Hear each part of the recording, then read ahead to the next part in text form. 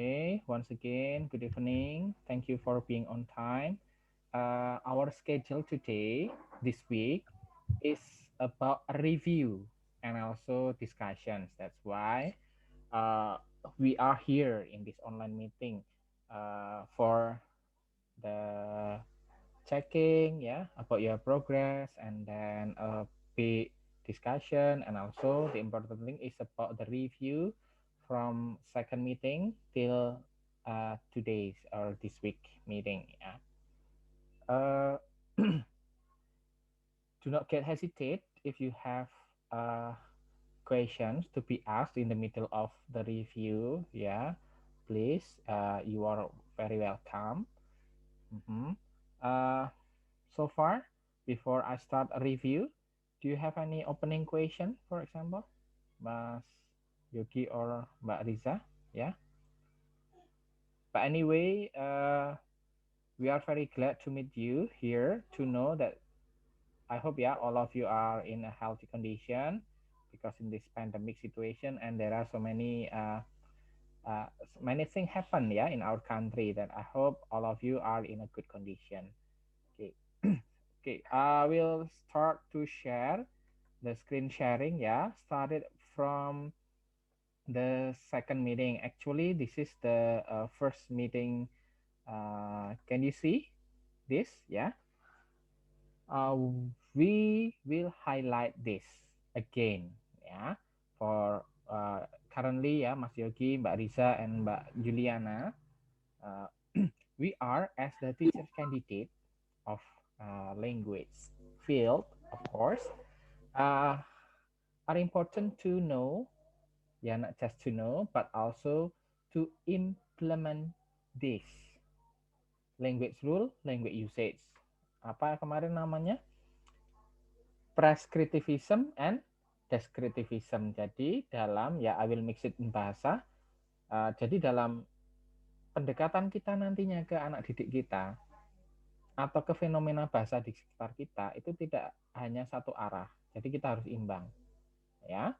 Seeing a phenomenon in our surrounding.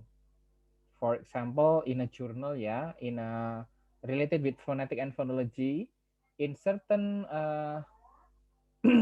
in certain vocabulary in United States, yeah, in several states for car vocabulary car, it's pronounced car, yeah, that shows a high social status for that people for the certain group.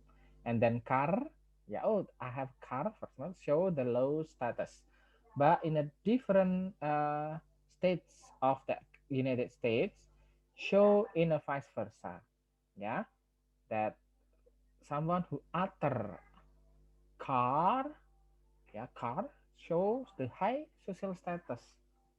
And then the rest who say car show a low social status. So that's why we will see language based on the rule and also based on the environment, based on the context, based on the surrounding. Nah, itulah penting kalau bahasa itu tidak bisa dipecahkan, pisahkan dengan budaya dan konteksnya sekitar.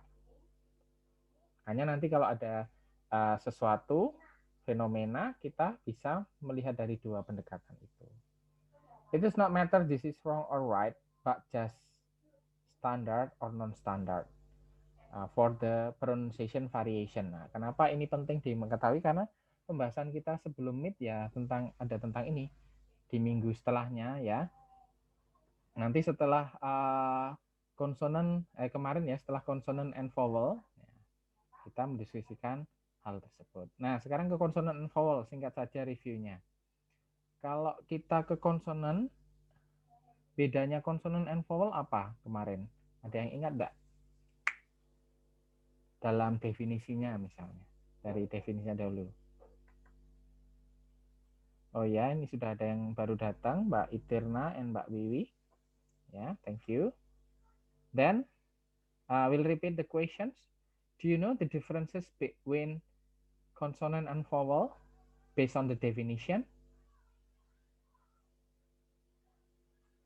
Not yet. Yeah, it's okay because this is a review. Yeah, it's the matter of our organ of speech ya. Kalau kita pelajari salah satunya di sini yang berpengaruh adalah this one, this vocal tract.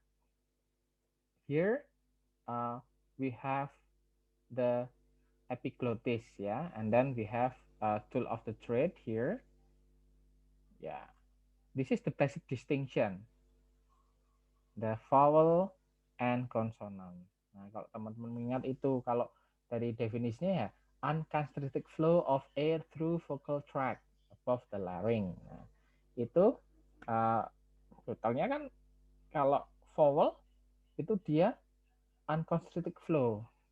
Jadi analoginya seperti sebuah pintu, ya, pintu yang fleksibel karena organ kita kan bukan kayu ya, pintu yang fleksibel tahan. Nah itu kalau ada udara masuk atau keluar, itu kalau vowel itu unconstricted flow. Nah bisa lewat ya dengan sedikit getaran. Tapi kalau konsonan itu, how about the airflow, itu completely or severally. Jadi hanya sedikit yang lewat atau bahkan tertutup rapat, tidak bisa. Nah, constricted, terhalang itu ya. Itulah konsonan. Kenapa kira kalau sound pronounce or utter p. Nah, ada saat di mana udara itu tertutup sempurna atau kadang hanya sedikit yang keluar. Gah, gah. Nah, kalau vowel kan tidak, semua mengalir. Ya, in I, W, O, and extra, and that variation. Nah, itulah basic distinction. Nah, itu secara definisi dasar. Kalau secara language feature, nah ini dalam linguistik, kalau kita mendefinisikan sebuah konsonan atau sebuah vokal, itu language feature-nya apa? Misalnya ada pertanyaan, what is the language feature of p? Nah, itu kan konsonan. Dilihat dari apa? Kalau besok ada pertanyaan tentang language feature, feature of konsonan, teman-teman menjawab dari 3 kriteria, 3 feature. Ada yang ingat? Kita menjelaskan misalnya p itu dari apa saja? Ya dari voicing-nya. Voicing itu tadi tentang getaran di glottal kita. Apakah itu voiced atau voiceless? Nah, ingat sekarang ya, voiced or voiceless. Lalu tentang place of the articulation. Oh, itu toh. Iya itu. Place of the articulation, kemudian manner of the articulation. Ya. Sampai di sini ada pertanyaan? No? Not yet? If not, we are going to continue about vowel. Nah, sekarang pertanyaan yang sama. What is the language feature of vowel?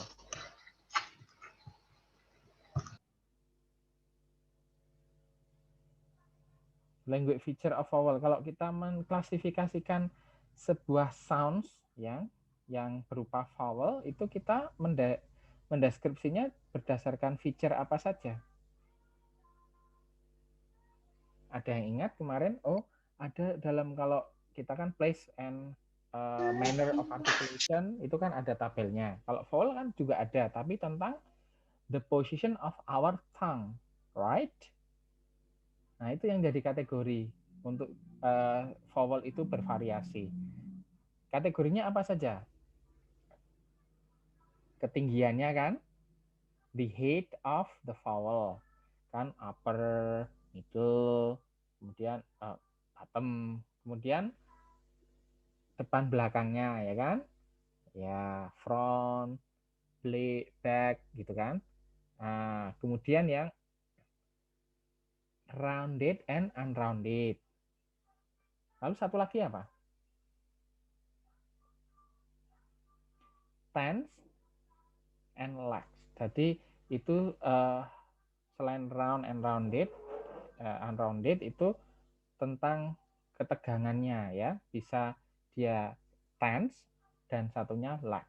Nah, itu untuk feature of vowel. Okay. I will stop sharing about the second and third meeting. We are going to review, the other material, here, the third meeting. Can you see it? Yeah. Phonemes and allophone. Nah, kemarin phonemes itu apa? Allophone itu apa? Mereka termasuk apa? Nah, ini supaya ada kaitannya dengan materi setelahnya. Ini kalau teman-teman lihat di materinya kan ini merupakan segmen. Nah, pembukanya ini segmen. Karena nanti kita ada selain segmen suprasegmental, right? Nah, ini kalau phoneme and allophone itu termasuk segmen. Nah, apa? Nah, gini skip saja. Nah, segmen itu untuk yang kelihatan, ya istilahnya kelihatan itu ini yang bisa kita ujarkan bervariasi sampai ribuan, ya. We can utter it in 1,000 of way, ya, dari 100 possible speech sounds. Karena dari alphabetical A till Z, ya, we can have 1,000 of variation. Karena itulah sounds, bukan hanya ortografik, ya. Jadi kalau kita nulis atau ketik itu kalau dalam linguistik disebut ortografi, ya, bukan hanya ortografi tapi itu sudah ujaran, utterances, ya, the utterance. Oke. Nah, kemudian fonem itu apa? Nah, fonem ini kan segmen yang bisa membedakan, ya, kalau sounds ya ini makna. Nah, dengan caranya nanti kita salah satunya dengan minimal pair test. Nah, seperti ini ya. Nah, minimal pair test. Beh and beh. Nah, beh and beh itu satu fonem atau berbeda fonem. Nah, ini. Kalau beh dan beh itu diterapkan dalam sebuah kata, ya, sounds beh and sounds beh itu dengan kata yang the rest of the sounds are the same, ait gitu kan, tapi satunya pakai pad, satunya bad. Jadi, maknanya berbeda. Itu berarti berbeda fonem. Nah, jadi itu minimal pair test namanya. Tapi kalau ada fonem ini sounds teh and theh aspiratif, ya. Pad and pad misalnya. Oh, ini tidak membedakan makna. Sama, hanya ini tentang variasi, ya. Gitu. Jadi itu bukan fonem yang berbeda, bukan fonem yang sama, tetapi sudah berbeda fonem. Contohnya dalam Indonesia, ya, in Indonesian language. Kita misalnya sounds teh, teh. Nah, teh dengan peh misalnya. Tuku. Tuku bahasa Jawa, ya. Misalnya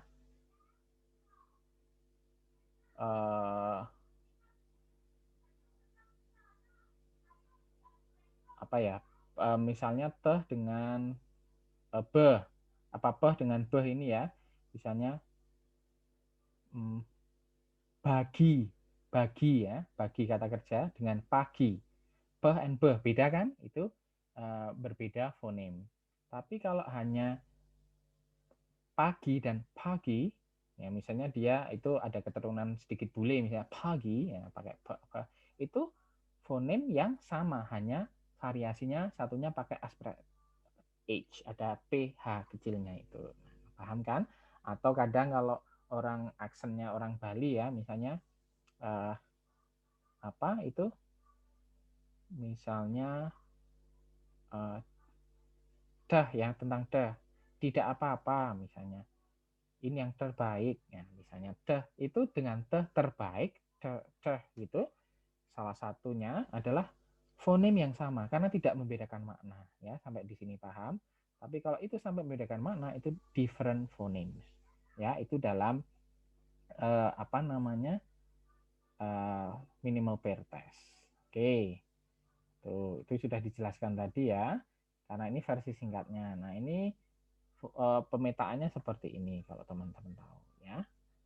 Nah, langsung ini bisa kita bedakan phonetic and phonology di sini dari phoneme and allophone. Tugas yang minggu ketiga itu ya, kalau nggak minggu 4. Nah, ini phonemes are written between slash.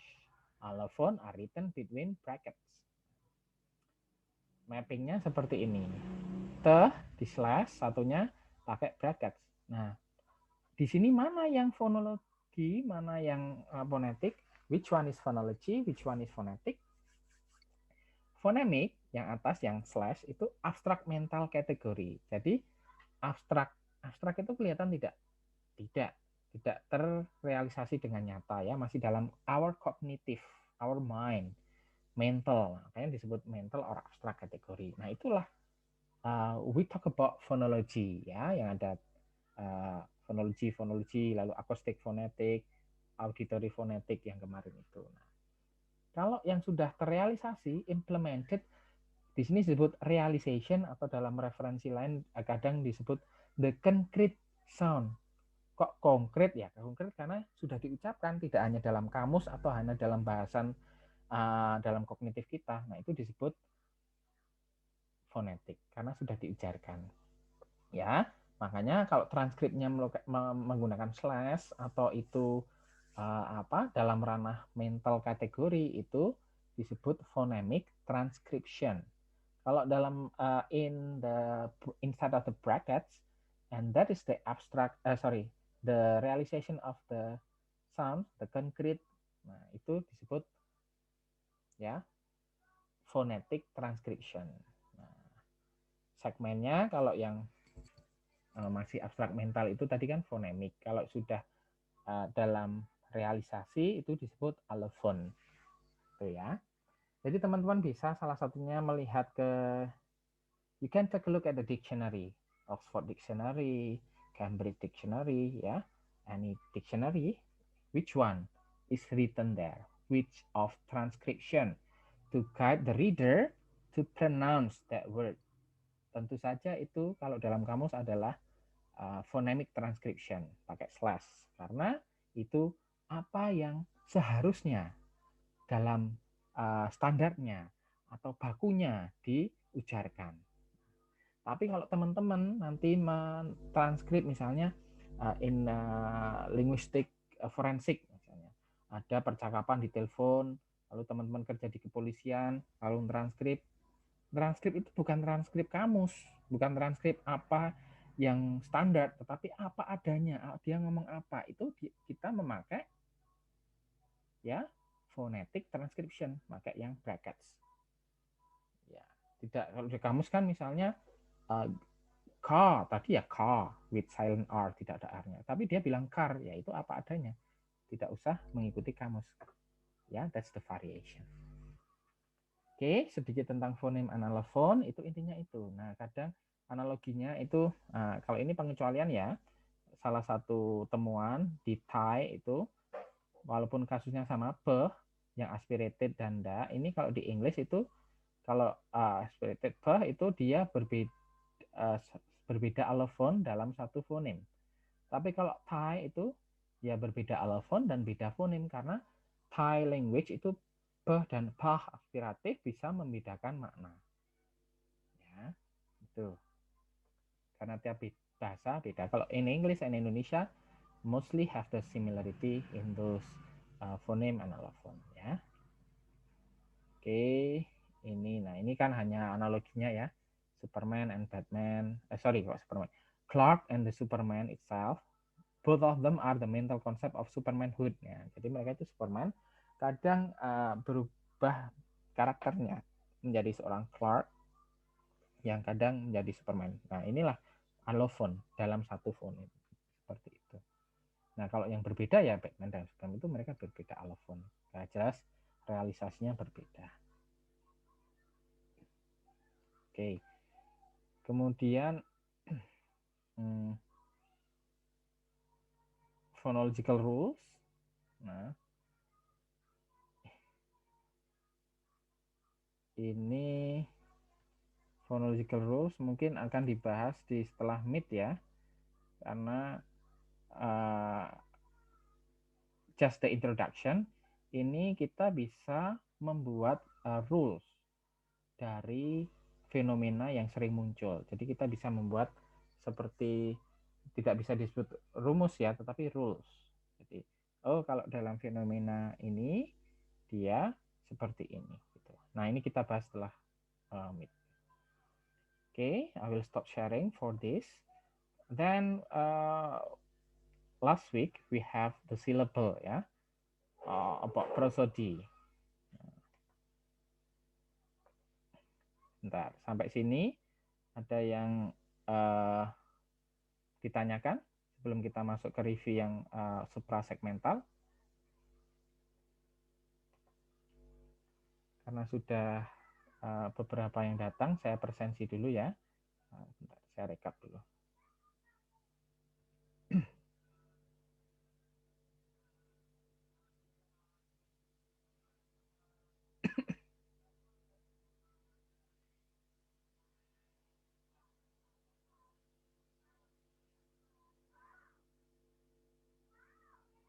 Okay, if there is no question, we will continue. Ya, about the prosody.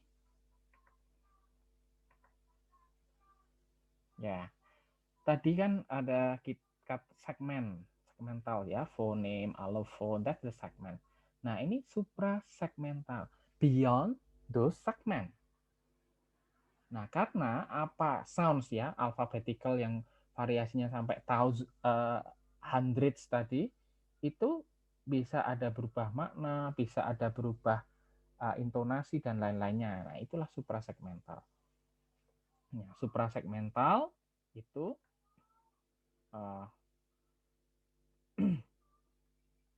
bisa berupa ya seperti pitch, loudness, length dan lain-lainnya. Nah, di sini we have stress, intonation, tone and length yang salah satu variasi dari prosodic feature atau suprasegmental feature. Jadi sama ya, prosody and suprasegmental itu. Stress, we have stress in bahasa and English. Intonation and length. Kalau tone, do we have it? Does Indonesian language has tone? Does English language has tone? Kalau bahasa Inggris itu tonal language bukan. Bahasa Indonesia tonal language bukan yang kita pelajari ini. Ya, mungkin ada yang mau menjawab ya atau tidak. Terpengaruh oleh maknanya, terpengaruh oleh tone tidak? Tidak ya, secara makna loh, makna dasar loh. Kalau misalnya hai, hai, lalu meninggi dan sebagainya, itu maknanya tetap menyapa dan hanya perbedaan sedikit tentang intention. Tapi kalau tone itu, tonal language itu salah satunya yang di Chinese ya, Mandarin Chinese misalnya. Ada misalnya huruf ma gitu kan. Kalau dia extra high nanti artinya mother. Nanti kalau dia falling dia scold. Kalau high rising dia ham. Kalau low falling and rising dia bisa sampai maknanya menjadi horse. Nah, seperti itu. Jadi tonal language seperti itu. Tadi dalam English linguistic kita skip ya yang tone. Karena ini memang linguistik umum, tetapi dalam English language we have no tone or tonal language. Tuh. Nah, yang pertama yang sering muncul kita reviewnya ya. Ini materi kita tentang syllable ya. Tapi nanti setelah syllable kita baru review yang sering muncul ya. Syllable sendiri suku kata kan kemarin itu. Kalau teman-teman baca karena ini materi minggu lalu, syllable itu suku kata. Jadi dalam suku kata itu dalam phonetic and phonology ada analisisnya. Analisisnya nanti setelah PowerPoint ini akan detail ya. Tapi intinya dalam syllable itu nanti dalam pronunciation itu terdiri dari nucleus, onset, coda, and rhyme. Ya, apa itu? Nanti kita skip sebentar ya. Oke, kita lanjut ke ini. Nah, stres tadi. Stres terdiri dari apa saja? Kalau teman-teman ingat minggu lalu. Sambil saya presentasi secara lisan ya, tadi sudah saya rekap. Thank you Mbak Mutia ya, having heard. Ini yang C. Juliana memakai apa? akunnya atau punya temennya?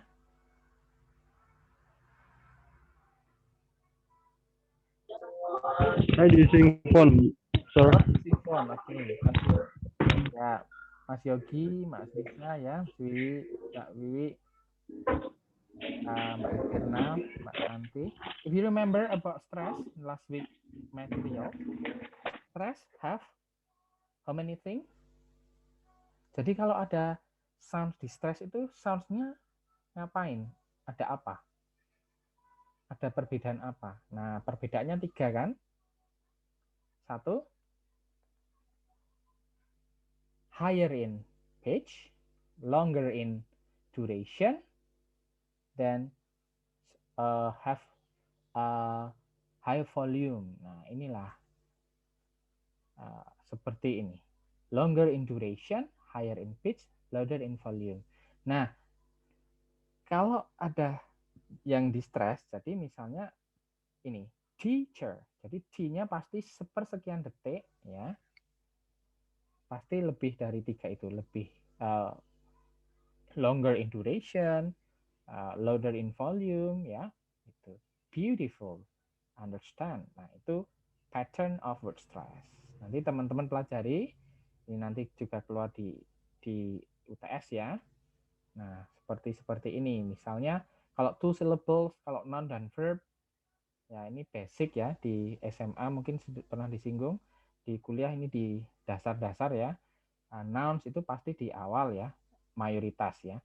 Center, object. Kalau verb nanti admit, arrange, dan sebagainya. Nah, nanti compound word beda lagi ya, bermacam-macam. Nanti tergantung compoundnya apa dengan apa. Nouns dengan nouns, adjective dengan adjective, nanti pencil case, book self. Nah, gitu. Nanti kalau yang lainnya misalnya understand, misalnya verb, prepositional and verb. Lalu phrasal verb ada lagi variasinya, atau word with added ending. Misalnya ya have more than 3 syllables. Economic misalnya. Electrical. Electrical misalnya gitu. Nah, technician. Ya, technician. Nanti yang di kelihatan merah ya, the red one that highlighted in the different color ya, red one is the stress sound. Yeah, so you need to consider about this. Yeah, then you can practice it at home related with this. Yeah, the word stress. You know what stress rule, and then you have the variation. You can elaborate it by yourself. Then karena ini review ya, kita lanjut ke sentence stress. Nah, sentence stress. If we talk about sentence stress, we will talk about rhythm. Oh, rhythm is a sentence stress. Ya, karena there is a like a rhythm ya in that sentence. Karena penggabungan dari yang di stress kata-katanya, kalau ini bukan sounds-nya. Karena dalam bentuk sentence. Dan dia in the form of rhythm.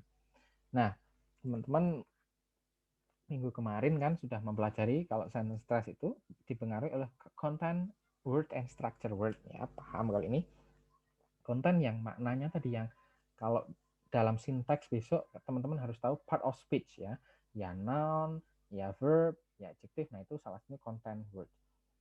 Structure word nanti yang mendukung content words tersebut, misalnya seperti pronoun, seperti conjunction, misalnya modal auxiliary ya, to have, to do, dan sebagainya.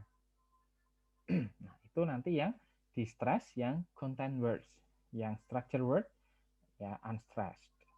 Misalnya dalam kalimat will you sell my car because I have gone to France ini, kalau secara dari tadi seperti itu. Kalau dalam sentence stress kita stress yang ini, the sell, car, gone, and France, seperti itu ya. Itu sentence stress. Nah, review yang terakhir adalah tentang ini. Tadi lanjutan dari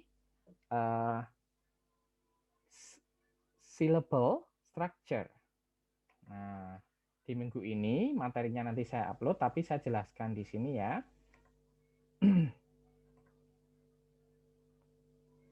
Bisa dilihat. Okay, I will make it bigger. Ya, syllable. Syllable itu macam-macam. Bisa strukturnya konsonan, vowel, konsonan, bisa konsonan, vowel, bisa vowel, konsonan, dan lainnya. Bisa juga vowel saja. Nah, dalam analisis syllable tadi, teman-teman ingat ada apa? Ada nukleus kan? Ada coda, ada onset. Nah, ini di sini. Definisinya harus dicermati. Ya, you need to consider about the definition because this is the key to analyze. Analisisnya gampang kalau teman-teman ya. Must have a center. Jadi dalam syllable suku kata itu harus ada centernya. Yang mana centernya itu berupa apa? Vowel. Jadi nanti teman-teman analisis kalau dalam suku kata oh ada vowel itu sudah nukleus N gitu ditulis. Lalu sound before it disebut onset. Sounds after it disebut coda. Nah, coda dan onset tadi kalau dalam PPT sebelumnya kan dalam kurung itu artinya tidak wajib ada. Jadi bisa ada, bisa enggak. Seperti dalam definisinya kan could have. Beda dengan must have. Gitu. Dan nukleus dan coda itu membentuk rima kalau ada ya. Tapi minimal harus berbentuk nukleus. Jadi analisisnya bisa berbentuk macam-macam seperti ini ya. Oke. Contohnya. Nah, he is. He is kan 2 syllable ya. 2 suku kata. He sendiri. Nah, itu which one is the vowel? Oh, E. The longer E. Oh, itu nukleus berarti. Ini simbol dari syllable ya, suku kata. Ini nukleus to N. Lalu sudah ketemu nukleus vowelnya kan, intinya nukleus I. Lalu sound sebelumnya adalah onset. Nah, ini. Kodanya mana? Nggak ada. Ya, nggak apa-apa. Karena could have a coda. Nah, sekarang yang syllable berikutnya is kan I, the higher I. Lalu is z-nya adalah kodanya. Remember, we analyze the sounds, not the orthography. Ya, jadi yang kita lihat adalah transkripnya ya, bukan tulisannya. Fit. Nah, ini seperti ini lengkap ada nukleus, ada onset, ada koda. Nah, dalam sebuah suku kata itu juga ada hanya satu sound ya, R. Nah, contohnya ini hanya ada nukleus saja. Koda tidak ada, tidak apa-apa. Onset tidak ada, ya. Jadi hanya apa namanya nukleus saja. Nah, itu ada beberapa latihannya, ya. Tapi karena ini review, sisanya mungkin ada yang mau ditanyakan tentang this discussion related with the several meetings. Jadi seperti yang kita sharekan di minggu pertama ya, minggu kedua itu ada recording, minggu pertama kan kita mix ya, kapan-kapan kita ada pertemuan seperti ini lagi untuk mereview. Lalu untuk kesempatan kalau teman-teman mau menanyakan tentang materinya ya, dipersilahkan sambil saya presensi di akhir ini, tadi di awal, di tengah, di akhir, karena beberapa mungkin ada kesulitan sinyal, jadi nanti saya backupnya di sini.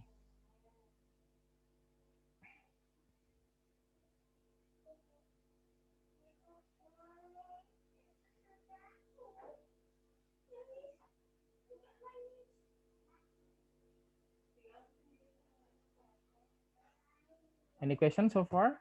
How about your condition related with our class? Is that okay? Karena ada beberapa mahasiswa, 1-2 mahasiswa ya yang di luar Jawa yang terkena bencana, tetapi harus ke kota untuk mendapatkan sinyal. Jadi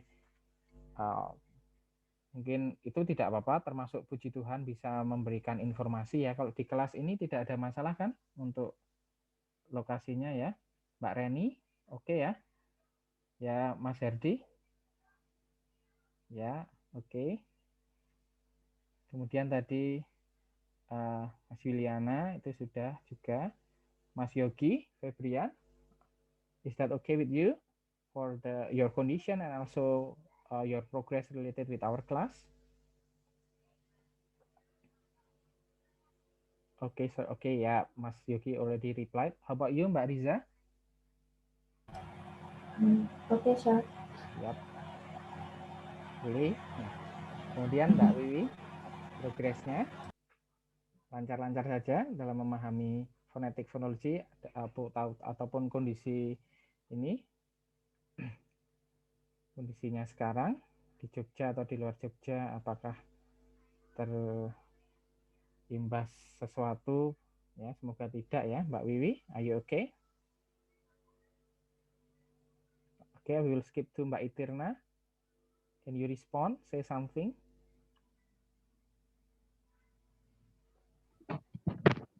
Halo, Sir. Yep. How about your progress and your condition? About our material, is that okay?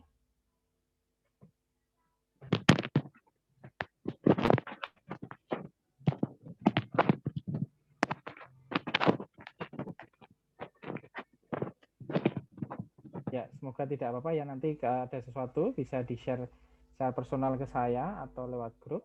Kemudian Mbak Mutia. Ya, thank you for turning on the video. Nggak apa-apa, jadi tidak wajib untuk kamera on, tidak masalah ya, karena saya paham untuk distance learning itu bervariasi ya. Kita bisa ada kesulitan sinyal atau untuk kuota dan lain-lainnya. Jadi it's okay for my class ya. Saya infokan untuk UTS besok karena mata kuliah fonetik fonologi itu masih basic ya. Jadi belum ada kayak mini project atau riset atau apa. Jadi target teman-teman assessment-nya adalah memahami apa itu materi tentang phonetic and phonology. Masih dalam theoretical assessment. Jadi nanti sangat ya membantu teman-teman nanti sekitar 1 jam waktunya, durasi, tapi optional choice ya, teman-teman bisa open book, open materials, open dictionary, anything. Yang targetnya adalah pemahaman teman-teman. Ya, pemahaman itu kan diperoleh dari proses membaca, mendengarkan video dan lain-lain. Entah nanti diskusi enggak apa-apa, yang penting targetnya teman-teman experience something. Itu dalam mid exams ya. Oke. Nanti akan saya ingatkan di minggu depan lagi tentang UTS-nya. Oke, ini sudah saya presensi. Sekali lagi terakhir, tidak ada yang ditanyakan sementara? Belum? Ya, thank you very much. I really appreciate your presence, your attendance here during the fasting month. Mohon maaf ini puasa-puasa, habis taraweh dan lain-lainnya, atau aktivitas teman-teman yang lain ya, bisa menyempatkan waktu untuk diskusi. Karena saya kira kita CCP ya, seperti ini penting untuk cek progres. Kalau ada sesuatu silahkan diungkapkan atau review. Review itu penting, kadang kalau kita membaca saja mungkin ya kurang ya. Mungkin butuh checking, butuh ada penjelasan atau butuh referensi lain. Ya, do not hesitate to explore your references ya, bisa mengeksplor dari referensi lain. Kalau tidak ada, terima kasih sekali sudah saya rekap presensinya. Di Sia tinggal tunggu saja. Thank you very much everyone. Ya, started from Mbak Reni, Mas Herdi, Mas Juliana, Mbak Wiwi, Mas Yogi, Mbak Riza, Mbak Itirna, Mbak Mutia. See you in the next occasion, in the next meeting ya. Whether this is through weekly Zoom, weekly e-learning or Zoom. Oke, tidak apa-apa. Nanti kalau yang belum bisa akses lengkap karena terputus-putus bisa saya share di link ya. Goodbye everyone. Saya N ya. Thank you, Sir. Ya. Thank you, sir. Thank you, sir. Okay, good night.